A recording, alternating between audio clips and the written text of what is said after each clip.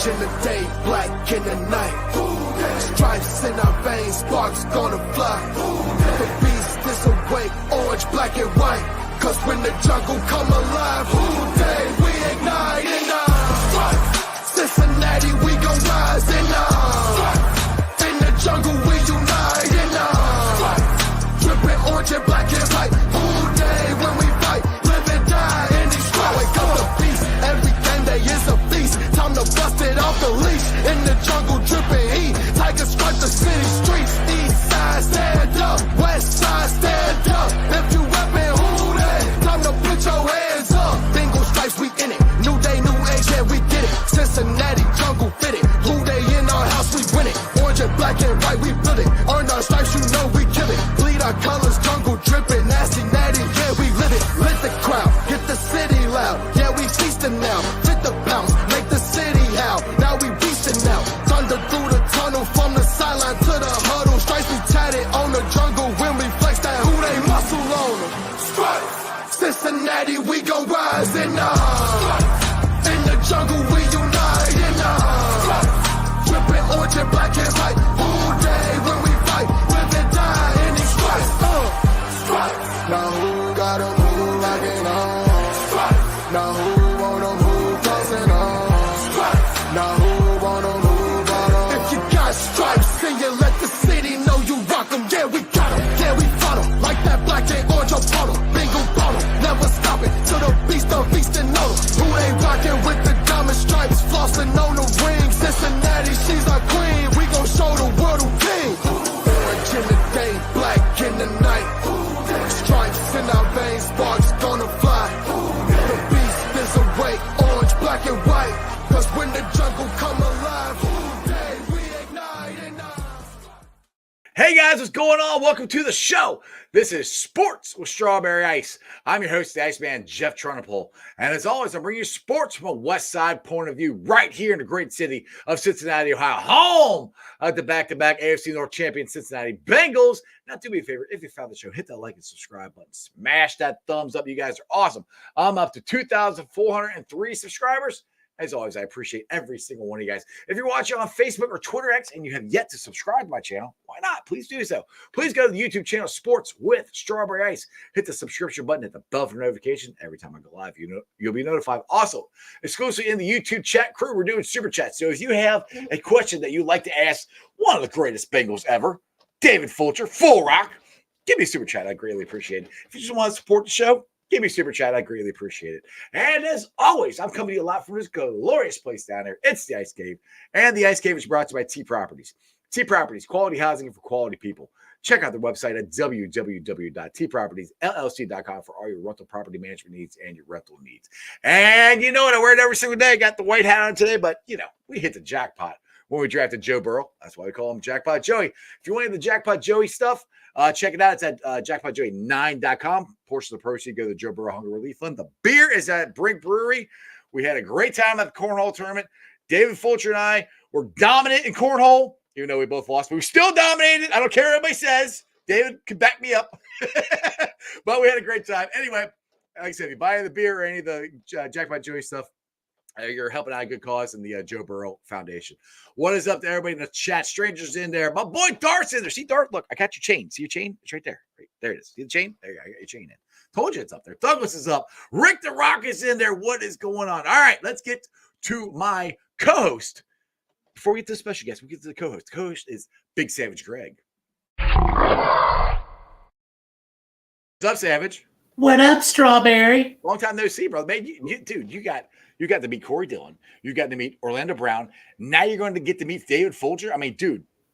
It must be nice being you. Dude, I'm just outside working all day and stuff, man, and then I get to do this, to talk about two different worlds, right? There you go. All right, let's get the Full Rock. What is up, David? Hey, what's up, guys? What's happening?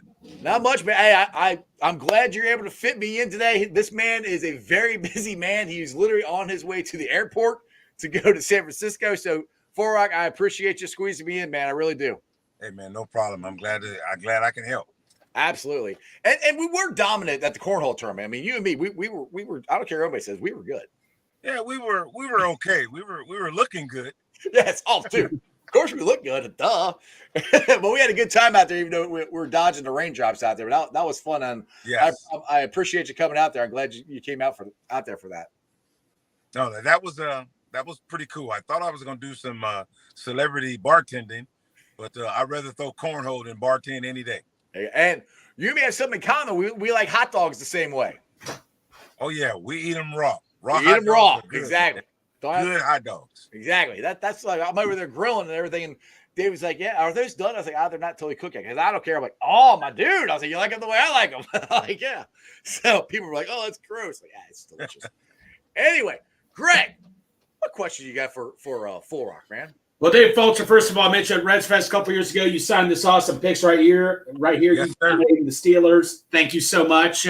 But I just want to ask you, what is your take on the Bengals defense right now? And what do you like and what do you think they need to improve on?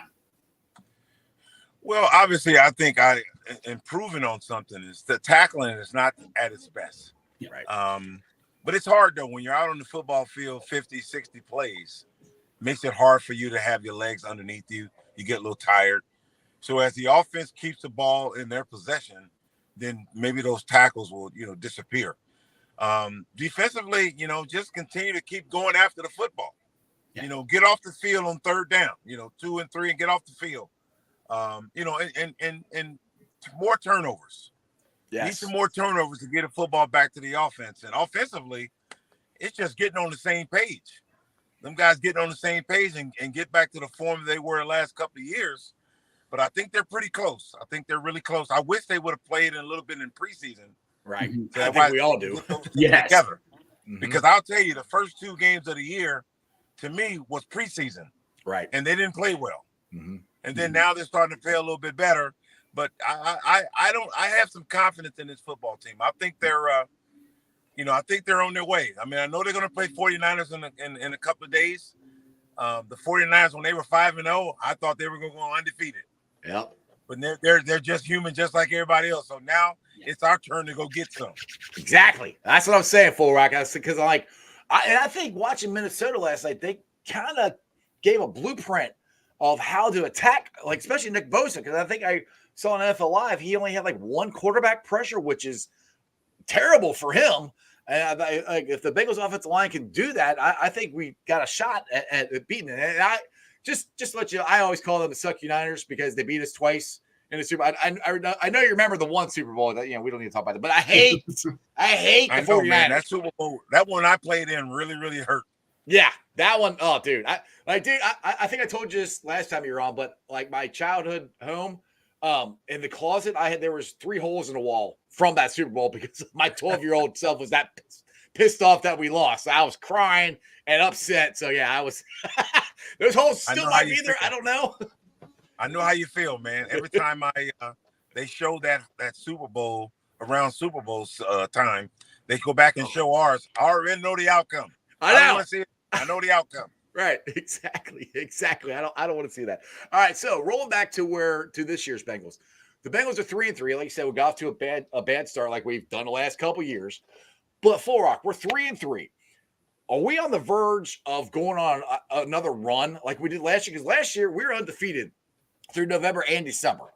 And I think it was I think it was 10-game winning streak, and that projected us into the playoffs. We rolled it all the way to the AFC Championship game. Are they set up to do that again? Because everybody keeps telling me like, oh, the schedule's so hard. Yada yada. The schedule was hard last year. I mean, set up the same as it did last year. What's your thoughts? Well, yeah, I think the schedule is a little tougher this year than it was a year ago. Everybody that's on that schedule can beat us if we don't play our game. Yep.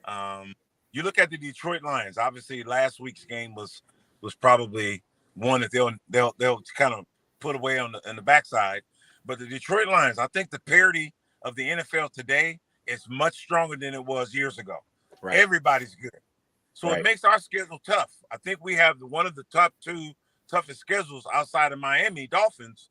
We got the tough schedule. But you know what? If you want to be the best, you got to play the best. Yes. And what I like about this team takes that challenge of playing the best.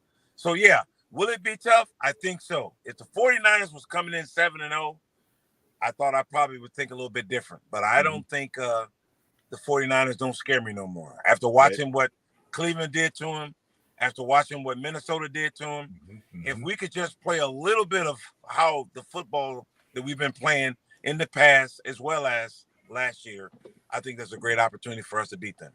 Exactly. What do you got, Greg? Hey, so Dave, my boss at work always tells me to ask any former player this: what's your take on Spinny Field? I mean, I've heard not too many good reports about it, but he always wants me to ask every single player about Spinny Field, and I never heard the best of stories about it. Well, let me tell you this: I'm so glad that Spinny Field is gone. It's still there. That was a dump. That was a dump inside of a dump. The one thing I can remember about Spinny Field was most places that you go to. I mean, it was a practice field. It wasn't the best, but when you pull into the gate, it's almost like you just pulled into a Rumpke dump. I mean, the whatever that was around there that just didn't. It was one of those things that, man, you held your breath, but you can only hold it for so long because you're at practice for 5 hours. So trust me, Spinny Field was. Say what? It made us men. It made us tough because Spinny Field was ugly. Yeah, and the funny thing, it's still there. I think the police, since they police use it now, because police academy used it because because Corey Doe's coming to town 2 weeks here, and I was talking to him. I say, hey, because we asked the same question about Spinny Field. I say, hey, you can visit it if you want. I said, it's still there. He goes, are you kidding? I was like, no, it's still there. He goes, no, I'm good. Nobody wants to go down there. Nobody. No. I'm shocked at the police department's down there. Yeah, I know. I drive by it all the time. And I was talking to him. He's like, yeah, that smell. I was like, yeah, that was the sewer district because it's right across the street. He goes, is that what that was? I said, yep, it's still there too. It was, man. And again, you get to the point where you're there and you practice and you keep smelling it to the point where you got accustomed to it and you just kept practicing and playing. The only problem I had with it is when you're out of breath and you're breathing that air in, you were bringing that nasty smell of Spinny all inside your lungs, in your nose. I'm wondering why a lot of guys are getting sick. It's because of Spinny Field. Probably. All right, Chris has got a question here for you. He says, I always ask this question for a Bengal and Jeff show. What's your favorite drill or most memorable practice? My favorite drill or most memorable practice. I don't know if there's anything memorable about practice, man. Nobody wanted to practice. The smell. Drill. I think one of my favorite drills was we used to have the where you lay on your back, both sides lay on their back, and then the guy who's running the football, he had to pop up and turn over and make the tackle before he got past you. I'm not sure. I think that might have been the Oklahoma drill. Yeah. They may have called it the Oklahoma drill. Yeah, you lay on your back, coach blow the whistle, both of you guys get up, and you got to tackle that guy before he gets you. Yeah, love that drill. Drill. I bet everybody who had a lot next year is like, oh, crap, I got to go get full rock and shoot. They probably got scared to death. Let me tell you, what we used to do is that we used to get with the running backs. And we do it with the running backs. So you got Ickey Woods, you got James Brooks, Stanley Wilson, Stanford Jennings. You got those guys laying on their back, and then they turn over. And trust me, James Brooks used to try to run us over, but I used to grab James Brooks like a piece of a stick off a tree and throw him down. Come here, get out! Come here, James Brooks. Come here. All right. So Rick, we call him Rick the Rock because he looks like the Rock here. He said, "Hey Fulch, this is I didn't even want to ask this question, but he gets said, hey Fulch, how did it feel when Crumwright went down early in the '89 Super Bowl? I'll tell you, it freaking sucked." Yeah. I would tell you this here, and that was the most devastating thing I've ever seen because of what I heard. When Timmy broke his leg, it sounded like a bunch of dried, dead leaves that somebody had stepped on. And when I heard Timmy asking what happened, I'm thinking, hey, dude, you not know you just broke your leg?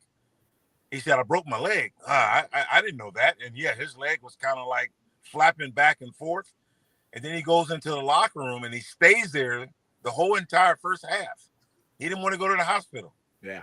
And I think that's where we gathered Tim's, I want to say, all the courage and the power that Tim had, I think it kind of jumped in me because I was all over the field, man. All I thought about was making a play for Tim Crumry. You had a hell of a second half. I remember that because honestly, I think there was some talk if the Bengals had won of you possibly being the Super Bowl MVP because of how dominant you were the second half. And I remember that. And that was, I'm like, get him, Full Rock, because we need somebody, dude. There were 2 opportunities. I know Jim Breach with the 3 field goals, but David Fulcher on defense. I had 14 tackles, 1 sack, 3 tackles for a loss, 1 caused fumble. You know, if we win that game, I think that might have been an MVP Super Bowl for myself. It definitely, if it would have been considered, that's for sure. Because I remember that sticks in my brain as soon as he said that. I'm like, yeah, I remember as a 12-year-old kid watching. I look at my dad going, Full Rock is a beast tonight. He is taking up for Crumry. So I was like, anyway, we got to win a Super Bowl so I get all these memories out of my head of losing. Yeah, and then, I know. I think it's important. You know, this football team.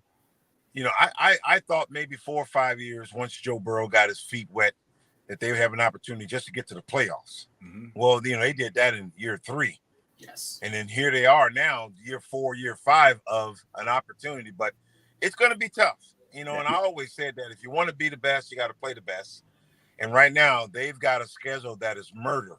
Yeah. But they got to take care of one game at a time. And I think that, like I said, before Frisco lost to Cleveland, I thought that Frisco could be an undefeated football team. But now that they're human, now I think it's time for us to go out there and just take advantage of them.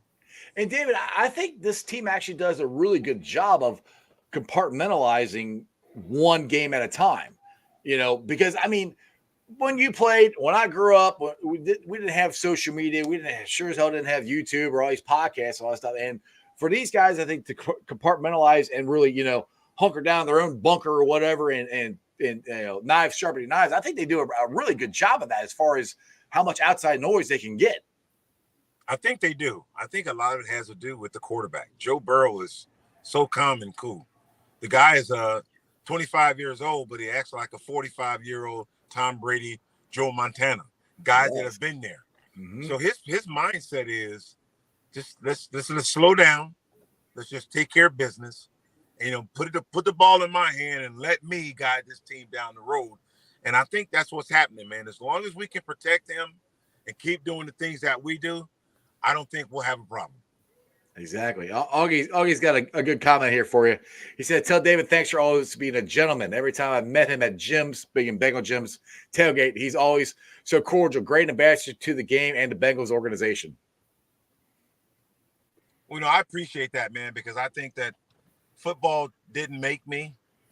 Football gave me a chance to speak. It gives me a chance to be a platform for other athletes as well as kids. And when I see people out on the street, when I do my autograph signs at Bengal Gym or at Traders World, people come up and they're kind of intimidated because I'm a big guy. But once I start talking to them, they go, "Oh, like my daughter said, that's just my dad. All is cool. All is good." Exactly. So you I was talking to you on the phone earlier today. You were doing something earlier today, weren't you? That was something along the lines of what you were just talking about.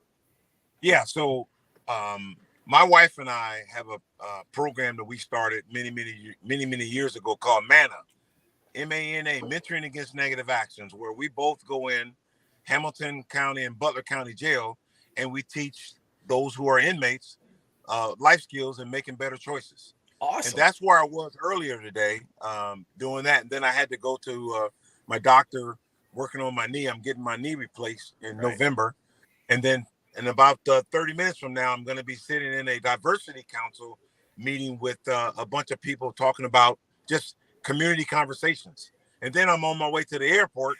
I'm telling you, man, it doesn't stop. But my time is, I won't call my time precious. I call my time that I'm going to use it wisely and do the things that I love to do. So when I talk to people, I give people what I would want them to give back to me. Exactly. Like I said, dude, I knew you said you're busy. That's why I'm like, if you can't jump on, I understand, no big deal. So I appreciate you jumping on. And you and me were talking at the cornhole tournament. You're getting your knee replaced, and you said your daughter was like, "Yeah, I can tell Dad what to do." I'm like, No. That's not the way it works. I said, you're the patient. Like, you're the one that has to sit there and say, hey, can you give me that? Hey, because you can't move. So I got your back, Full Rock. I'm like, you're the patient, not the other way around. My daughter, trust me, man, because my wife's going out of town with her mom to some kin folks' graduation. I'm sorry, not graduating, but a wedding. Right. So my daughter says, hey, I'll take care of Dad. And all of a sudden it's like, well, now that I got my dad, I'm going to tell him what to do. I'm like, no. That's not what we're talking about here. What we're talking about here is that Daddy needs something, you go get it for him. Right. Because you can't move. I like, honey, I got a brand new knee. I can't move. What am I supposed to do? You got to help me out. Go ahead, Greg. Hey, so Dave, my coworker, his brother-in-law is Tom Graig Jr., and I'm sure you remember Tom Graig Sr., the equipment manager. And I was just wondering if you have any interesting stories with Tom Graig.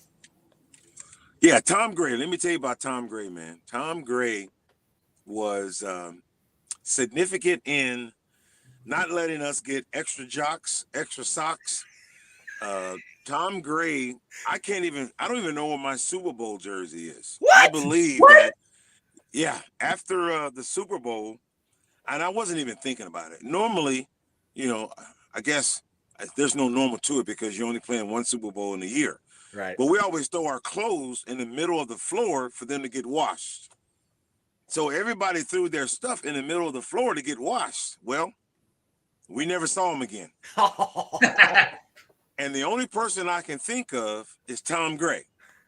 So, with that being said, Tom rests in peace. But somehow them Super Bowl jerseys are somewhere. Somebody's got them, but we have no idea where they are. All of them? All the Bengals Super Bowl jerseys? Well, I don't know if anybody else kept theirs. Normally, you would take your jersey, right, and you put it in your bag, or you put it in your bag that the warm up bag, or where you put your shoulder pads. I never even thought about it. I just threw my jersey, I threw my pants, everything out there, and I never saw that jersey again. Oh my goodness! Wow. Chris here says you better check eBay. maybe they're probably. that would definitely be a collector's item for sure. That was tough, man. If I could go back, I would have picked it up, put it in my regular bag, funky, sweating, no matter what, put it in there and take it home. But I never even thought about not seeing that jersey again. Right. Well, it's kind of like, remember a couple years ago, they had the Tom Brady gate where somebody stole his Super Bowl jersey. It's like, well, I mean, this is even worse. We had an entire team's jersey stolen. I'm like, what the heck? Like, you're supposed to do what your authorities tell you to do. And when Tom Graig said, throw them all in the middle of the room, we all did that. And he's like, thank you. Yes. But my coworker, he said you were very close to Tom Graig.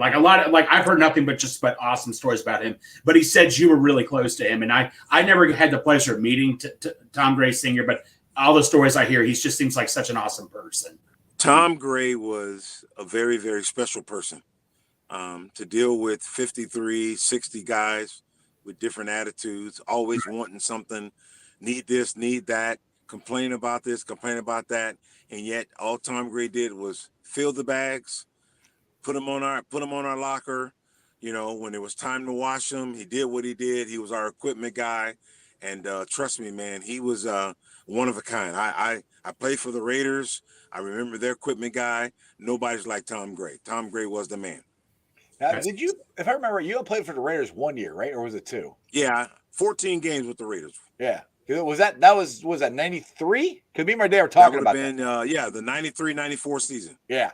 Because I was telling my dad I was having you on, and he goes, what was his last year? I said, it was 93, 94. I thought it was with the Raiders. Yeah, 93-94. We were I was with the Raiders in Los Angeles, and that was their last year in LA because they went back to Oakland the next year.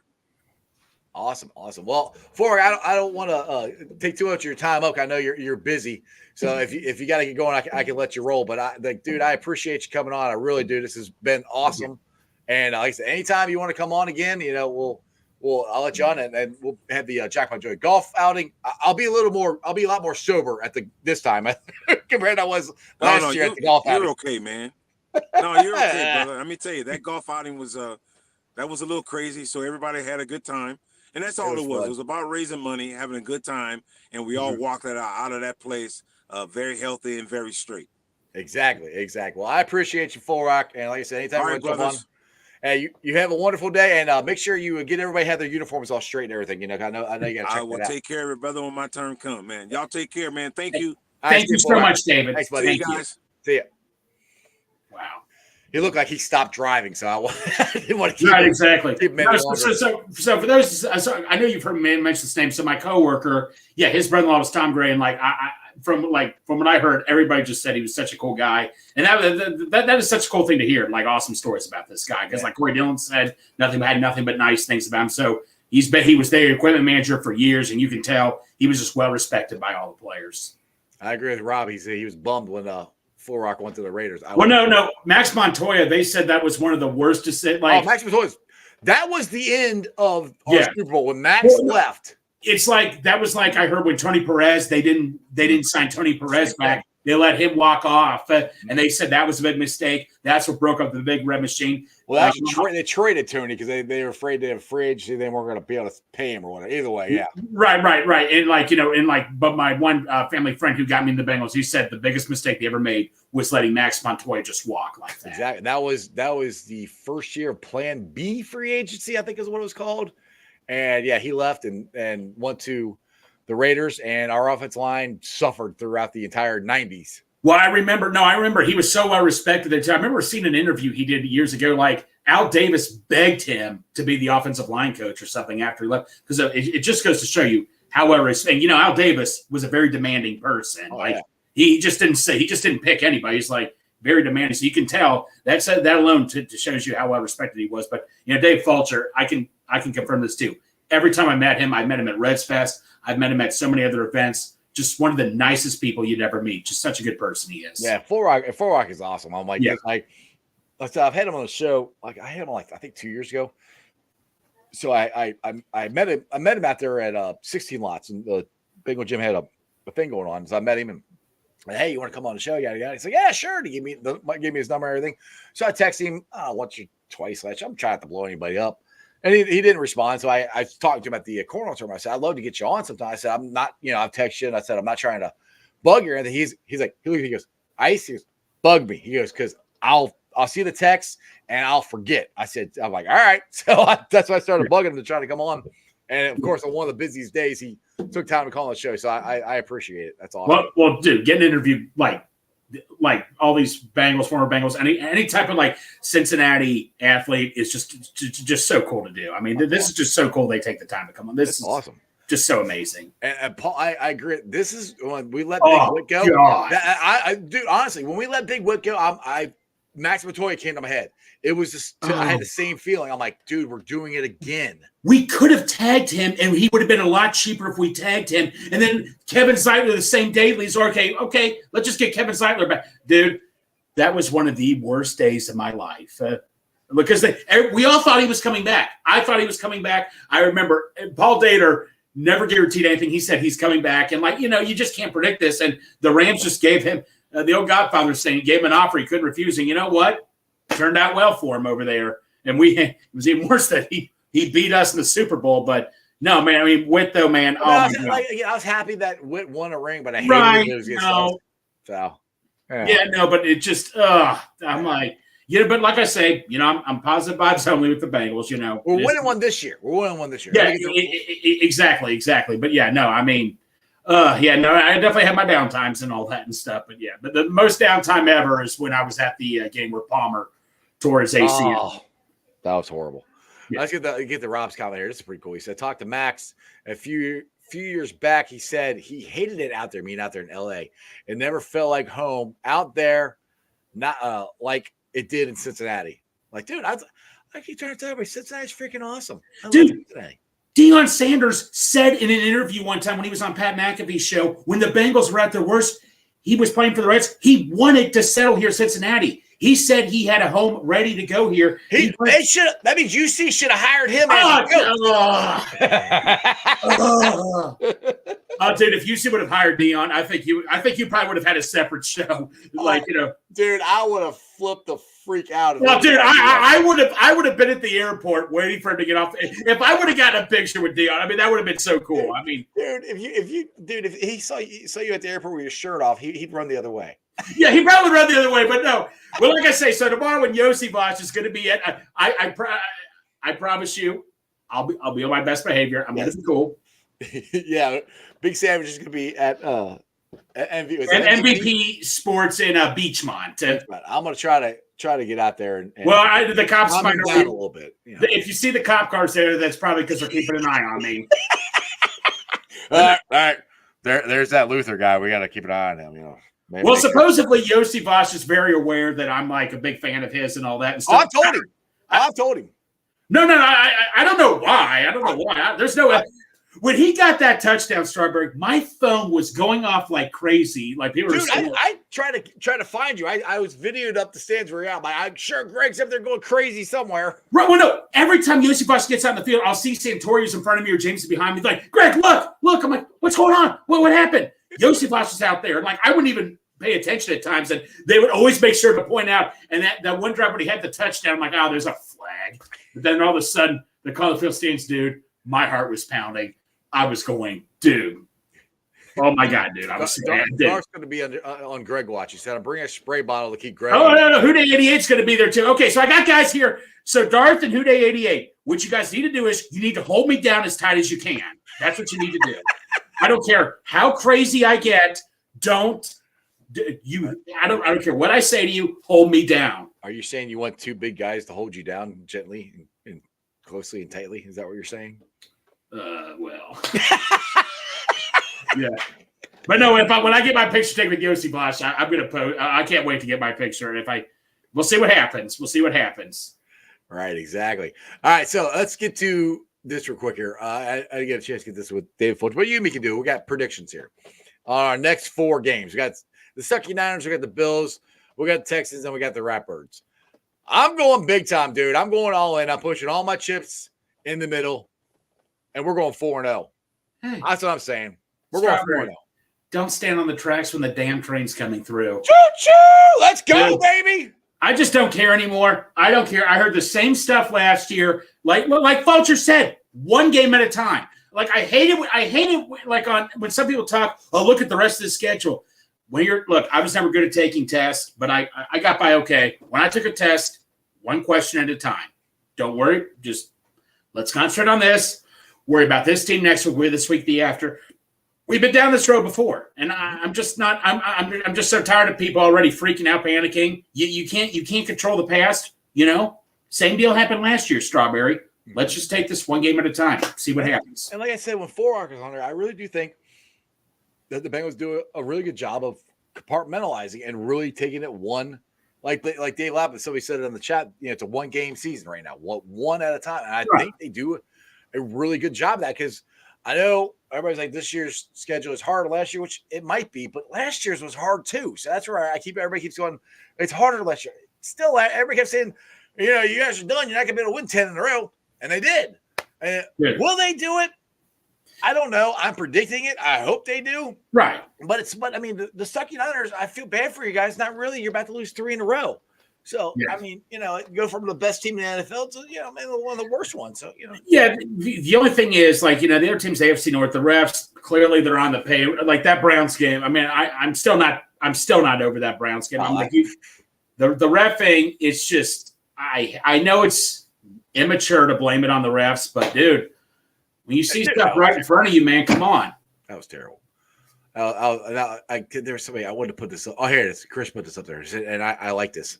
And he said, "Don't worry, guys. Netflix has paid for us to win the Super Bowl because I don't know if Burrow's on the quarterback thing or not. I mean, he said he wasn't, and a lot of other reporters said that he is. I kind of hope he is. I think it'd be kind of cool. Yeah, but, you know. But hey, there you go. We said it. Netflix already paid for it, so we're winning the Super Bowl, dude." But so Jeff, I guess one thing I want to talk about you with the trade deadline's coming up. Obviously, the Bengals not known. Well, you know, Carson Palmer.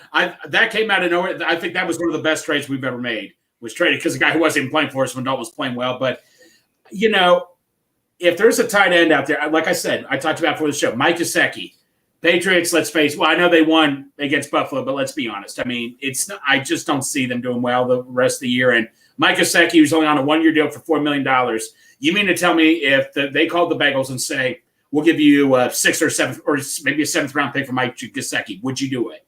I do in a heartbeat. The other one is, and this is what Paul Dannard and Mayer were talking about, is Darren Waller, the New York Giants tight end. And they were acting, and I don't know if this is rumors but they're acting like that he's available for a 6th or 7th round. Dude, I'm all in. Oh my God! I'm like, yeah, sign me up. If you I mean, I know the Bengals like their draft picks and everything, but 6th and 7th round pick, I mean, they don't hit that many times.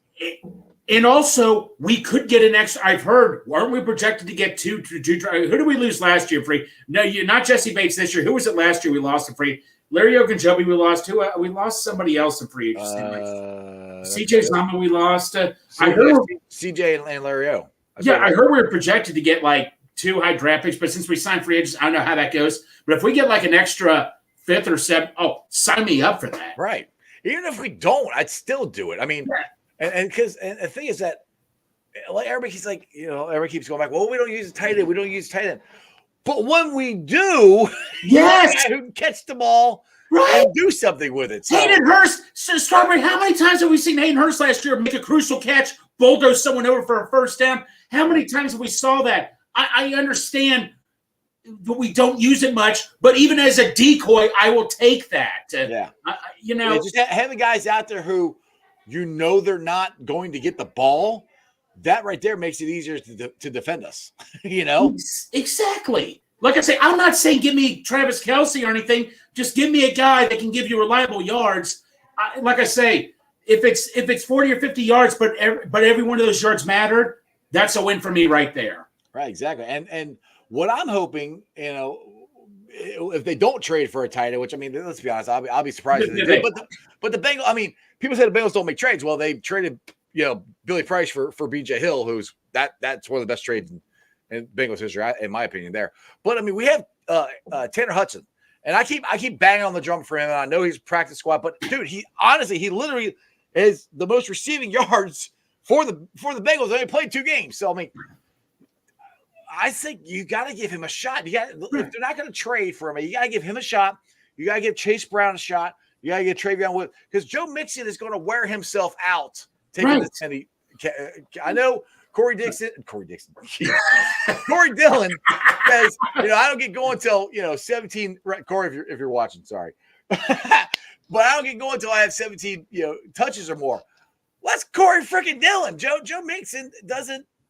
I don't think he's there. I think he's getting worn down. And Chris Evans, who you can be used in so many different, like all these other running backs that get used against us that can be used all over. That why can't we do that with Chris Evans or Chase Brown? Well, the thing is, Chris Evans, I think, averages like 7 to 10 yards a catch when he's there. That's I've banged the drum for the last 3 years by Chris Evans. I don't know why he can't get on the field. I would. You know what? I think you and I are both not trying to rip on the organization. No, not at all. No. We're just. But like I said, you have these extra. Weapons. You just try to use them every once in a while. Like, at least find out what you got, because I don't know what. Like, I know what we have in Chris Evans. When he touches the ball, he makes stuff happen. Well, Chase Brown, I'm not so sure, but Chase Brown is, I think, by far the fastest running back we got. Well, some people I talk to, I have some friends I talk to, they're all ready to trade T. Higgins. That's no. Well, we're not trading. No, look, we're not going to talk about that till the end of the season. You keep T. Higgins. Now, is he not performing like we hoped he has so far? Yes. Yeah, but that would be a horrible time to trade him. No, absolutely, man. You're starting all over with the playbook and all. Even if we traded even for a decent tight end, that means you have to put that guy and rely on him. As much as I'm a big fan of Yossi Bosch and Charlie Jones, you'd have to rely on them a lot more. I'm not ready to do that right now. Let's. I don't even want to talk about that till the end of the season or something. Let T. Higgins will be fine. Well, the thing is, they're going to tag him. I mean, if they don't sign him, they're going to tag him. Right, exactly. But the point I'm making is anywhere. Do not trade T right now. I know. Look, the Arizona game. Yep. With the Arizona game where Chase dominated. I get that. Trenton Irwin played very well. I like all those other receivers. I do. but that is way too risky what you're doing. And you don't know what if someone gets hurt or something. Right. Well, the thing is, everybody keeps talking about, well, T's going to walk. Like, they're going to franchise T. Yes. Either they're going to franchise tag him and he's going to play on the tag next year, or they're going to sign him, or they're going to tag him and then they can trade him. One of the two. I'm not worried about us losing T. Higgins next year. They're not just going to let him leave.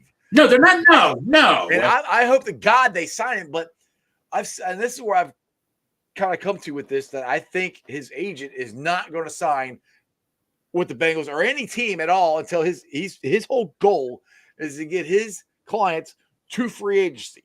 That's his whole goal, I think. And that's just personal opinion of the way he dealt with Jesse Bates and other clients that he has. He wants to get them the free agency so they get as much money as they can, which I understand. That makes complete sense as the agents are trying to get this much money. But the thing is, that's where I'm like, I hope T sometimes goes, hey, I'm okay. I really want to stay in Cincinnati. I want to work something out. And it might come to that, but it might not. But anyway, right now, T Higgins ain't going anywhere. I'm not. Like TJ Watt for the Steelers. Oh, I wish he would have left the Steelers. But when he just the last second they were about to break off negotiations, he just walks in and says, "Look, I want to stay here. Let's just work. I'm willing to work something out. I want to stay here. Let's just move on."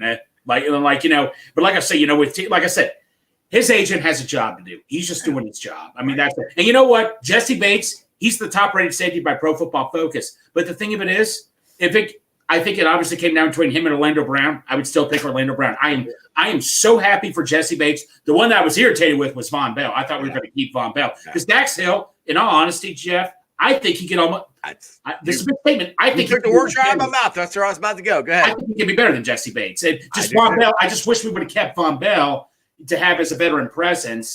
That's who I wanted. Like I say, I know people are saying, oh, look how good Jesse's doing.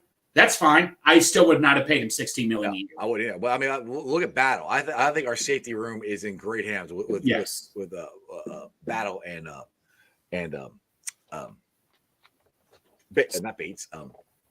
Dax Hill. Jeez, Dax Hill, Scott. I get too many names jumping up in my head here. No, I know. Chris has got a funny comment here. He said, Chris could line up a tight end, or excuse me, Paul has a good comment here. Chris could line up a tight end position and do way better than Irv Smith. Right. I think he'd get crushed there. He's too little, but I know you're doing that kind of tongue in cheek. But yeah, it's just the fact that when you have a tight end who is a zero, and Irv Smith, if you're watching, I hope you do better. Please prove me wrong. I want you to do better, But we got to get something out of this position, whether it's a check down, whether we don't use it, whatever. It's a position on the field that we're not getting anything out of. And that's kind of like where I'm at with the backup running back. It's a position on the field that we're not getting anything out of. And if you look at Hayden Hurst and Samaje Perine, those are the two guys that we're missing. They are productive players. We haven't been able to replace them. That's where we're at. And I still think the offense is going to be fine. Right. But I want it to be as good as it could possibly be. Dude. That's why we need somebody to step up here. You can compare it. All right, so Pete Rose had a saying. Think baseball here. And Pete Rose had a good saying. If you have pitching, get more pitching. In this case, if you have targets, get more targets. Right. Especially when you have a quarterback named Jackpot Joey. You exactly. Get more targets. No, exactly. Like I said, yeah. I mean, the trade deadline. Another thing. So speaking of stepping up, another thing that really needs to step up is interior pass rush. Zach Carter. We just haven't seen enough of him yet. I like B.J. Hill. But, man, ever since losing Larry Ogunjobi, we have not had that good. And can you imagine if we had Geno in his prime with DJ Reader right now? Oh, Lord. That would be awesome. Like I said, and it's hard to find a good interior pass rush. It would be kind of like having Corey Dillon as a running back on this team. Exactly. Exactly. Like I said, interior pass rushing, I get it, very hard to find. But I'm kind of wondering if Miles Murphy is that guy, because they did push him inside a little more. And Cam Sample played inside and actually played pretty good, too. Cam Sample, I'm comparing him right now to Wall Skillberry. Wall Skillberry was that perfect guy that would come in for Michael Johnson and Carlos Dunlap, who would get you those 5 or 6 sacks. That's what I've wanted the last couple of years. Because like you and I were talking about with Trey Hendrickson and Sam Hubbard, they looked wiped out. When Trey Hendrickson went down, I'm like, one of these guys gets hurt, which happened a little bit. I'm like, we're in a bad situation. Cam Sample has developed into a great rotational pass rusher. And Miles Murphy, remember everybody was freaking out after a couple games. Oh, Murphy's a bust. The guy's 21 years old. Right. He's just now coming along. Well, I do this comparison. I'm not taking credit for this. The guys at the Riverfront Bengals show said this. I thought this was a great comparison. They're two different positions. But Dax Hill last year, everybody, and I'll never forget, I don't remember the guy's name, but he's on Twitter space with me, and he was arguing with me that you got to have a first-round pick. He's got to make an impact. He's got to do this. And Dax Hill isn't doing that. And I'm like, oh, yeah. Right, but we don't need him to do that right now. We have Jesse Bates. He's like, right. Well, I'm like, and I can tell the guys, like, we didn't draft him for this year. Look, well, why would I'm like, and the thing is, I can't remember who said this on the show. The Bengals are in a different position that we're not used to as fans. We're not drafting guys to make impacts. No. We're drafting guys to make, for the future, to maybe possibly replace guys we can't keep, or yes, we do want them to make impact, but we don't have to have a guy that has to come in and has to make an impact right now, or we're going to lose. We got a good team right now. Well, no, and you know what? Look at now, man. Thank God we did draft Dax Hill last year. Can you imagine if we didn't? Like, I wanted George Karlaftis so badly. I mean, but when the Kansas City took him, I was happy for Dax. Don't get me wrong, but I was so bummed. But I honestly did not want to go safety in the first round. I'm like, no, this is stupid. We need a guy that can contribute. Right. But you know what? Obviously, Dax. But you look at it now. So we need to remember some of this, in the future when this happens. And that's kind of the thing. I'm like, because I kept thinking, I'm like, all right, we drafted Miles Murphy because we're not going to keep Trey Henderson. Well, maybe we got Miles Murphy. Well, one, because we need to replace Larry O. He's not going to replace DJ Reader, and good God, I want to resign DJ. We have to resign him. But I don't know if we're going to or not. Right. Miles Murphy is not a nose, but he can be, and he's not a 3-tech, but he can be an inside rush for us, which could help because we need and run stopping. That's more what he is. What he's better at is run stopping. That's what we're going to have to try to replace because, like you said, we have not replaced Larry O yet. I mean, unfortunately, Zach Carter has not stepped up. Hopefully, he will. Yeah. We'll find out. We need you to. I mean, because I know they're making for him to take that step this year. I've seen glimpses of it, but not enough. Right. Well, you know what? I just realized we were talking safeties. Who was the guy who did well in the preseason for us, and he has not seen the field at all? What the guy we drafted? I feel bad right now. I know who you're talking about. I can't think of his name. No, he out of Akron. Oh my Lord! He did so well for us. Somebody in the comment section will mention it. Yeah, it's driving me nuts right now. But because he got injured last year. Yeah, he got injured last year, but he's like a big guy, 6'2", 6'3", but ran like a fast 40. We got him out of Akron. And this is going to drive me nuts. I was a big fan of him, too, when we drafted him. Rob wants to know where Crip is. I don't know. Crip hasn't been on my show. That's a good question. I haven't seen Crip around here. I hope he was on yesterday's show. But he Bengals. Maybe he's been busy. Maybe he has. Maybe he's cheating on me. Who knows? Maybe he's watching somebody else's show. No, he hasn't been our show. Now that you mentioned, he hasn't been our show and all that. So, hopefully, Crip, if you're out there, dude, the chat crew misses you. Right. I hope he's okay too. Same there. Have you figured out the safety thing, man? Because I cannot. It's driving me nuts. I know I'm going to get. It's going to drive me nuts and all that. Hey, there he is. What up, Crip? What up, Crip? Buddy, there he is. Okay, here we go. I found it right here. What is it? What is his name? It's Tyson Anderson. Yes. God, that's Tyson Anderson. Right, dude. I mean, I was a big fan of him. I know he's a 6th-round pick, but I mean, I want to see what he can do at times too. But you know what? Like I said, maybe he's used on special teams. We don't know more. And back to receiver. Remember when Irwin filled him well? I thought we were going to see Irwin somewhat on the field. I mean, like I said, this is a good problem to have, man. And you have Charlie Jones who could be coming. Is Charlie Jones due back this weekend? No, he can come back next weekend. Oh, next weekend. Okay, you got Charlie Jones coming back, so. Yeah, like I said, Chase, obviously keep giving Chase the ball, but I'm not saying don't throw the ball to Chase anymore, but just try to get creative. You got some guys that you can be creative with. Right. Do more trick plays. Like, we are dead last in big plays. Oh, yeah, I got the stats here. Hold on, let me bring this up here. So this is where we're 28th in passing, 32nd in rushing, 27th in total scoring, and fewest explosive plays. Yeah. That's stuff, which, a lot had to do with Jackpot being hurt, and which we always say that, but then the second half last week is where I'm kind of like, what the hell is going on here? What up, Pork Chop? Pork Chop's in the house. Pork Chop.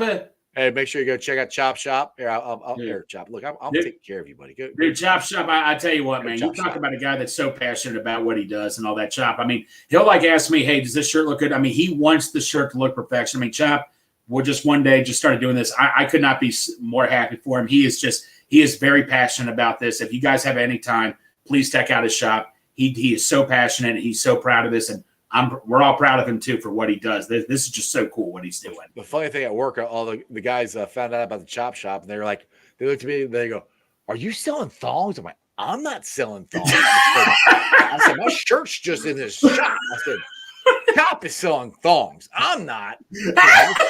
No. I mean, I don't know. Maybe some of my guys at work, maybe they want to buy the 7-Eleven thong, and maybe. Jeff, that's what you told me before the show, Jeff. No. You're not supposed to tell everybody that, Graig. That's a conversation between you and me. Oh, man. But yeah, so seriously, check out his shop. He's doing a hell of a job. I mean, it's just so cool to watch. It's just so cool to see. Garth has a very interesting comment here. He said, I've never seen Crip and Derek in the same place at the same time. Just saying, come to say, I never have either. Well, and the always thing is, Crip's always ripping on Derek the most. I've noticed too. So calling him Casper Dick and all that stuff. No, who knows these days? I mean, I thought the Bengalorian the entire time was James Rapine. No, sorry, I saw Bengalorian one time when the Bengals. Were you at the New Jersey reveal when they revealed the New Jerseys? I was 5th or 6th in line. I saw you there. I didn't see. Well, no, I didn't know you at the time. We probably did run into one another, but I was like 5th or 6th in line that morning, and Bengalorian comes, and I said, "How do I know that's not James Rapine?" And he just runs. Well, he runs off, and he comes back and all that. But that was always the ongoing joke that it was James Rapine, even though we knew it wasn't him. But yeah. Exactly. Oh, nobody knows what Bengalorian looks like. No, okay. Everybody knows what it looks like now. It's kind of like a drunken Bengals fan. Apparently he was at the Ted Karras thing last night. Got a picture and gave the card. I'm like, how are you? How am I always missing this guy? I have no idea what you're talking about. You have no idea what I'm talking about. Oh my goodness! One of these days I'm gonna find out who you are, drunken Bengals fan. All right, Brad here. Now, I don't remember this. It says, speaking of trick plays, did you see what UC pulled off the two-point conversion? No, dude, I'll be honest with you, Jeff. I'm a UC fan. I have not been watching UC football. I watched the game. I can't even remember what they did of the two-point conversion. But UC, hey, they're getting away. They're getting a big welcome to the Big 12 is all I can tell you right now, man. So yeah, they might if they don't beat Oklahoma State, they could lose their 6th in a row. What's your take on Satterfield? I know he's just walking in here. What's your take on Satterfield? My take on Satterfield. Okay, well, I've said this before. When they hired him, I wasn't ecstatic, but right. I was gonna give him 2 years. Now I'm getting a little irritated here because we can't freaking score. Well, wasn't he about to get fired by Louisville? That was the rumor that he was about to get fired at Louisville. That was their thing where he kind of crawled here from Louisville. Right. So we'll see. No, I don't know. Like I say, I know nothing much. I want to see him do well. I mean, Fickle, man. I'm not going to say he pulled off a Brian Kelly or anything. I mean, I get it. At least Fickle kind of told you. I still don't know why the hell he left. I mean, I understand. Why'd you leave for Wisconsin? No. The only two schools I thought he would leave is either Notre Dame or Ohio State. That's what I thought too. But Ohio State, I would have totally understood because that's where he played. That's where he played. But he loved it here in Cincinnati. He did not want it. He loved it here. I think that one. Yes. Sorry, I'm reading Brad's comment. Yes, I remember this one now. Yeah, Prater got it. Yeah. Right. He said the team lined up on the side of the field and Prater was under center. Yeah. So Prater hiked the ball to the quarterback and he ran for the touchdown. Right. All the offensive linemen were all the way on the sideline. I remember that now. Thank you, Brad. Yeah, I do remember that was a crazy one. But yeah, we get back to Satterfield. I mean, I said that I and this is kind of where I said about Wes Miller last year too, because everybody was getting upset because we want to make the NCAA tournament. I think you got to give Wes at least 3 years. Right. You got to give Satterfield at least 3. I'm like, dude, if it doesn't get better next year, he might be gone. I mean, this is not good. All right. In Wes Miller's defense, who he reminds me of? Mick Cronin. I remember when Mick Cronin came in, everybody was just beating on him, saying, "Oh, he's a bad coach. Look what he did this game. That would never happen in a high school game." I'm like, just leave. Look what Mick Cronin had to deal with, man. I mean, Bob Huggins, he had to start from scratch. He had to start from. I agree with you on all that. The one thing that drives me nuts with Cronin is once he got the program back up on its feet, he never like. It seems like he gets. And he could say it's the school, but I mean, we had NBA players when Huggins was here. Right. He seems like he gets better recruits, or at least he's going after better recruits at UCLA than he ever went at Cincinnati. He's always like, I like my guys. I'm like, all right, that's cool. You like your guys. Then he's going out there and he's getting 5 stars and all these guys out of UCLA. You say, well, it's UCLA. Well, we got those when Huggins was here, so no, I don't want to hear it. And we're playing USA, so I don't want to hear that. The only top recruit I remember he got, Lance Stevenson. I think that was like the only top recruit he ever got that played, that was in the NBA. But no, he had a great defense, but offensively, that Nevada game, we were up by like 20 points. We kept trying to keep scoring. Hold on to the ball the last 9 minutes. Milk the clock. Don't even remind me of that. Dude, we just could never get out of that third round. That drove me nuts. But like I say, I have faith in West, but Satterfield. But then again, he kind of walked into a situation where the closet was empty. You know what? And Brad's got a good point here. He said, but look at the Satterfield's recruits at Louisville, which that is true, right? So that's where I'm like, I'm not one of these guys that are like, they got to get rid of. And the thing is, it's college. You got to give the guy at least 2 years.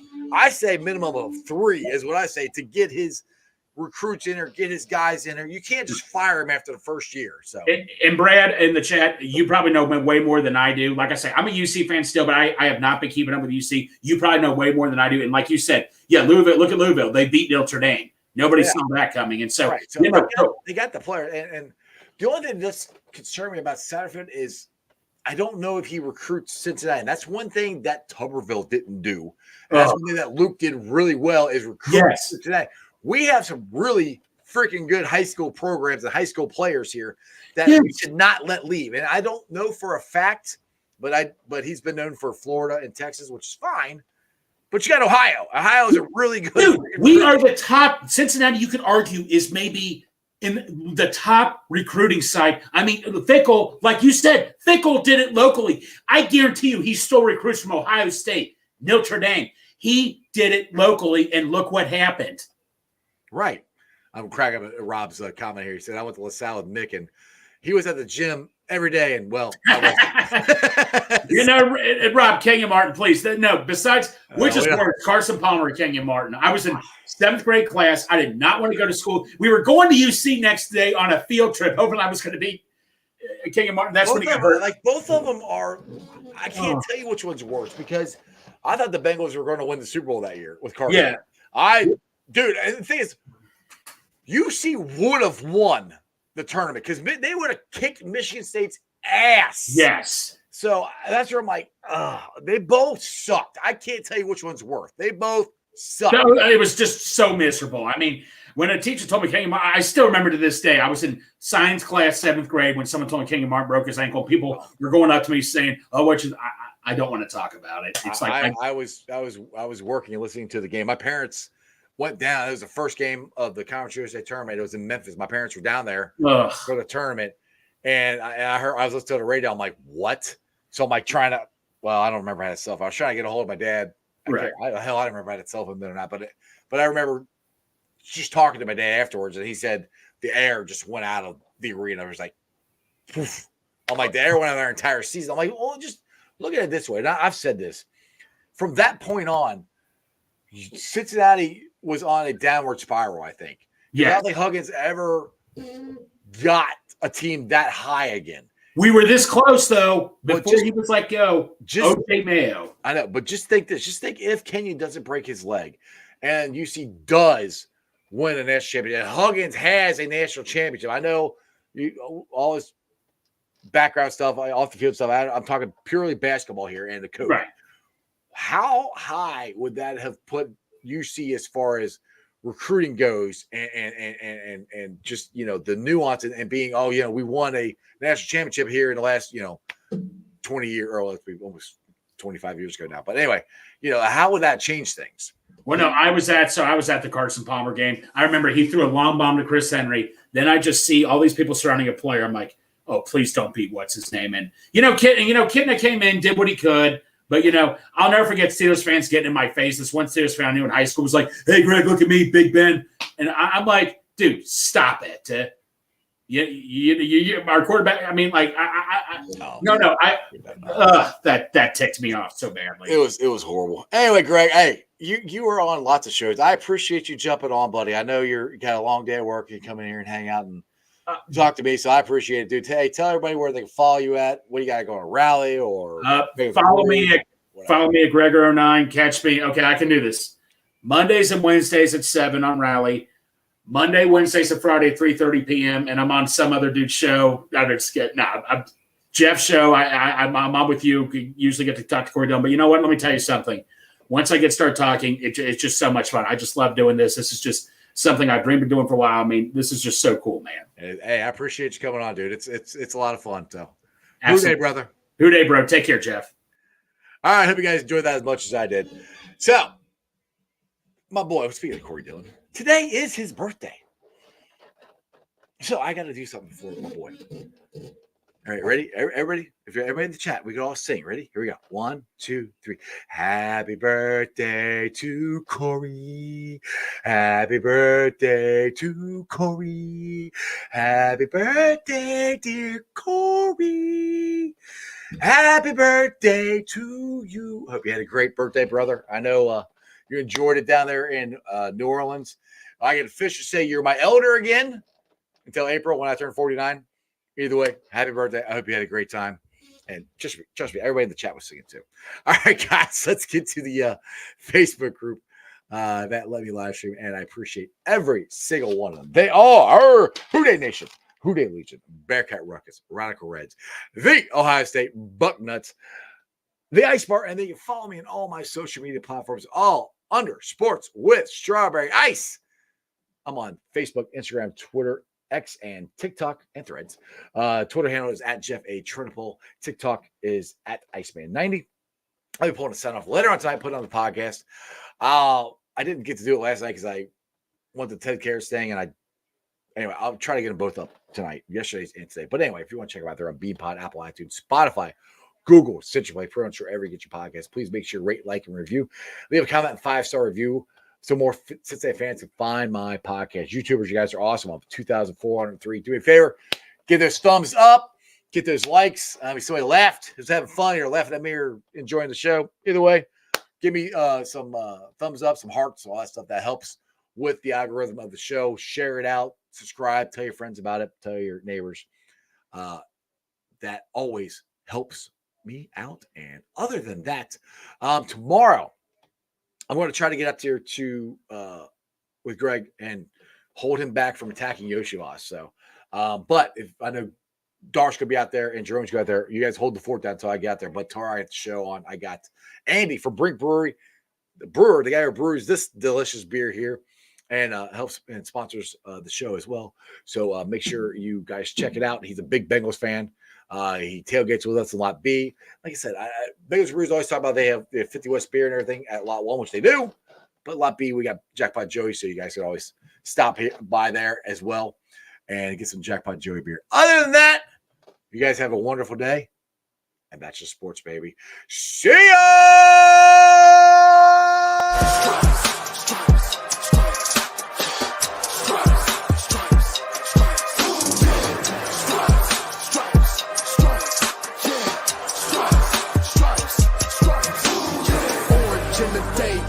In the night, stripes in our veins, sparks gonna fly.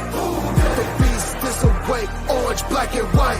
Cause when the jungle come alive, who day we ignite and Cincinnati, we gon' rise and in the jungle we unite and dripping orange and black and white. Who day when we fight, live and die in these stripes. Wake up the beast, every game day is a feast. Time to bust it off the leash. In the jungle, dripping heat. Tigers strike the city streets. East side, stand up. West side, stand up. If you reppin', who that? Time to put your hands up. Bengals stripes, we in it. New day, new age, yeah, we get it. Cincinnati jungle fitted. Who they in our